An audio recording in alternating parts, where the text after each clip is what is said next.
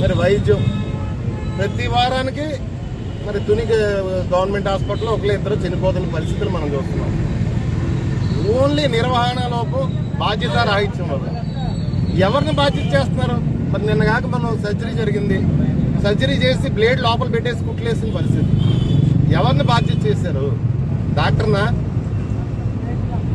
లేకపోతే పర్యవేక్షించవలసిన వాడినా? Out sourcing contract చేసి చిన్న ఉద్యోగిని ఎలిమినేట్ చేసి పారేశారు. ఒక దళిత ఉద్యోగి, చిన్న ఉద్యోగి, ఆవిడకి ఏ సంబంధం లేదు. కనీసం డాక్టర్ మీద చర్యల్లో సంబంధిత కనీసం లెక్క పెట్టవలసిన అన్ని లెక్క పెట్టవలసిన హెడ్ నర్సులు వాళ్ళు ఉంటారు, ఆ స్టాఫ్ మీద చర్యల్లో చిన్న దళిత ఉద్యోగి మీద అవుట్ సోర్సింగ్ ఉద్యోగిని టెర్మినేట్ చేసి పారేసిన పరిస్థితి మనం చూస్తున్నాం.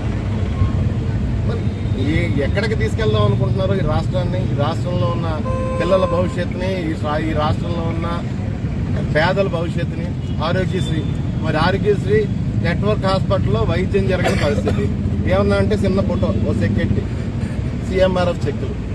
సిగ్గు ఉందా లేదా కూడా, కనీసం ఆత్మాభిమానంతో ఆలోచిస్తున్నారో లేదో కూడా అర్థం అవ్వట్లేదు. నెలకి 300 కోట్ల రూపాయలు రాష్ట్ర వ్యాప్తంగా ఉచిత వైద్యం పేదలకు అందజేసి ఆరోగ్యశ్రీని వదిలేసి లక్షల్లో ఫోటోలు పోల్చుకుంటారు. లక్షల్లో ఖర్చు పెడతారు. వేలల్లోనా? సరే వేలలో, సరే లక్షల్లో అన్నాం, లక్షల్లో ఖర్చు పెడితే ఫోటోలకు పోల్చుకున్న పరిస్థితిని మనం చూస్తున్నాం.